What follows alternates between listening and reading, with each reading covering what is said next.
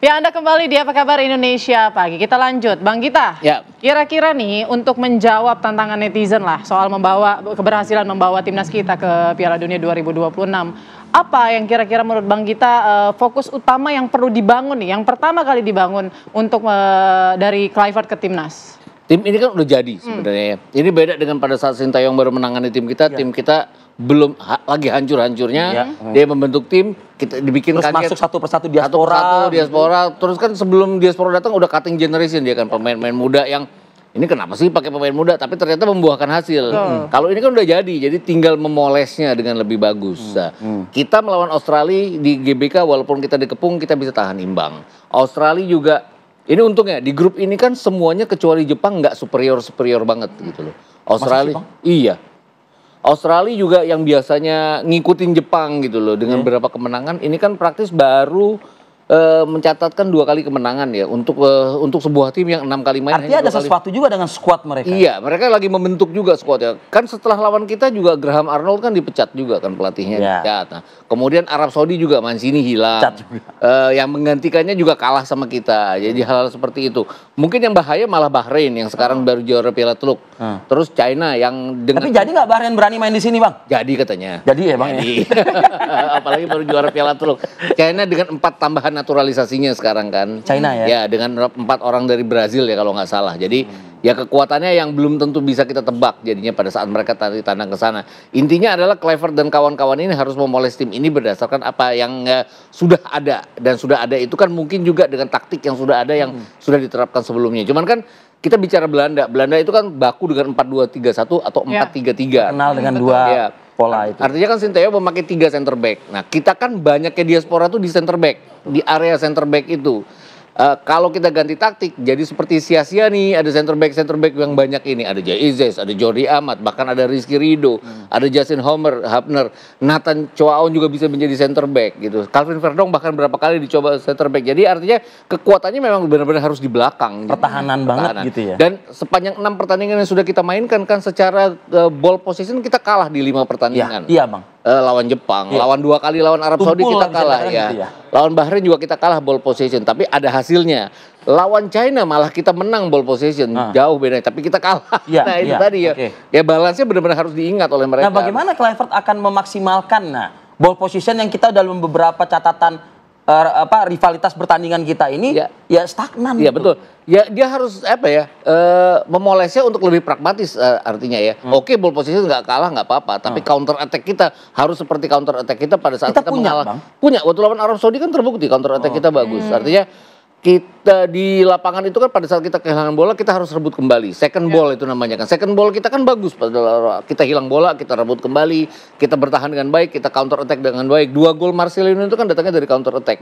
Itu yang benar-benar harus dipraktekkan oleh Alex Pastoor, Daniel Lanzat maupun Peter Kluivert. Ya, artinya kan kalau Batman Robin itu Putri itu kan dynamic duo. Nah, kalau ini dynamic trio gitu lah ya mungkin ya. Mereka harus kerjasama. Harus kerjasama gitu. Nah, Bang, stigma, side back nggak apa-apa ya Bang ya, meskipun kita move on lah.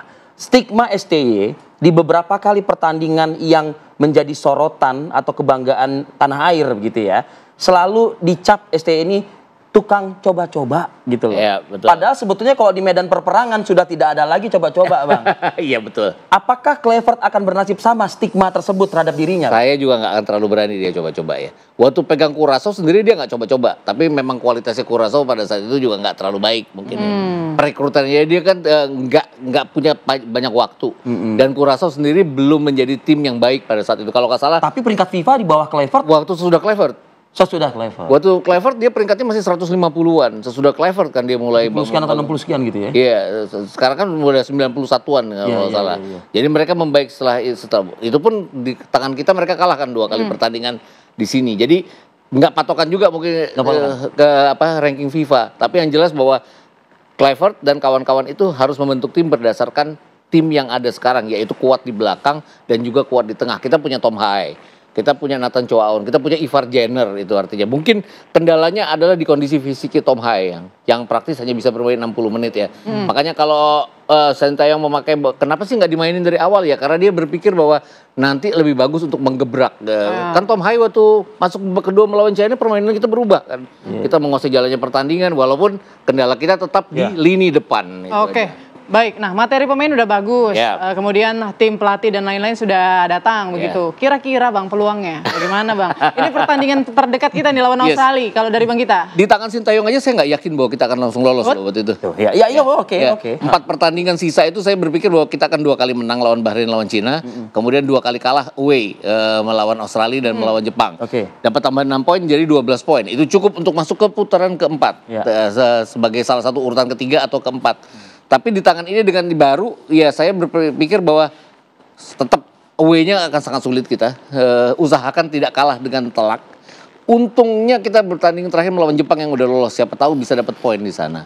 Kemudian 1 di antara melawan China dan Bahrain mungkin kita bisa menangkan. Jadi antara 4 dan 5 poin mungkin ya kita bisa dapatkan kalau dilatih dengan baik oleh Patrick Kluivert. Itu realistis Bang? Realistis dari hitungan Anda gitu misalnya? Dari perhitungan Anda, dari kalkulasi Anda gitu. 4 dan 5 poin itu kan artinya kita dapat 10 sampai 11 poin. Oke. Ya. Artinya kita bisa dong berhenti masih di posisi bisa 2, sedikit. gitu. Tapi kan 10-11 poin itu riskan, bisa masuk ke 5, bisa masuk ke 4 gitu. Tapi harapan masih ada ya. Harapan selalu ada. Harapan selalu ada. Harapannya kapan lagi sih kita ngocek tabungan kita buat nonton Piala Dunia kalau nggak sekarang.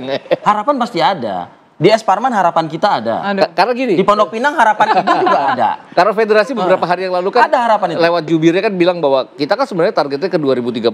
Tapi sekarang udah nanggung kan. Maksudnya 2030 kan kita harus mulai dari putaran pertama lagi, putaran kedua lagi. Belum tentu kita juga akan lolos dengan mudah ke putaran ketiga.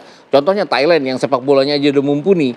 Terakhir kali lolos ke putaran ketiga itu kan tahun 2018. 2022 nggak lolos, 2026 ini nggak lolos. Vietnam tahun lalu, sekarang nggak lolos juga. Jadi memang sulit lolos masuk ke putaran ketiga untuk negara-negara ASEAN. Jadi kalau udah lolos ke putaran ketiga, tinggal selangkah lagi menuju Piala Dunia, kenapa nggak dicoba sekarang gitu loh. Oke, Bang, ini semangatnya sih luar biasa. Kita harapan kita, kalkulasi kita, apapun itu ya, doa kita juga. Kita dukung timnas. Kita dukung timnas yang jelas. Harus timnas dan juga apapun yang juga sudah dilakukan oleh PSSI, ya kita berikan kesempatan. Nah, kan begitu kan Bang ya? Kita untuk membuktikan. Yang sulit itu kan mengambil hati supporter. Itu yang berhasil dilakukan oleh Sintayong. Itu yang harus dilakukan oleh Patrick Kluivert. Ya kalau dulu STY sempat dihujat kemudian pada akhirnya cinta ya, tidak menutup kemungkinan ya. Kluivert ini mungkin di awal agak sulit, tapi nanti lama-lama kalau hasilnya memuaskan, mungkin masyarakat Indonesia cinta lah sama Kluivert. Indonesia itu terkenal dengan benci tapi cinta loh. Akan sayang belakangan nanti. Sayangnya belakangan. Bang Gita Suwondo, terima kasih Bang. Sama-sama. Waktunya di akhir pekan ini Bang kita sibukkan untuk menjawab pertanyaan-pertanyaan kita gitu. Dan juga sayang sekali ya kita gagal nih berbincang dengan Coach Sudirman. Jenderal Sudirman. Ya, semoga sehat dan kita nanti tunggu waktunya available-nya Coach Sudirman. Ngobrol sama kita ya. Oke. Dan akhir kata pemirsa, saya Arif Fadil. Dan saya Putri Windasari pamit undur diri. Terima kasih atas kebersamaan Anda. Sampai jumpa.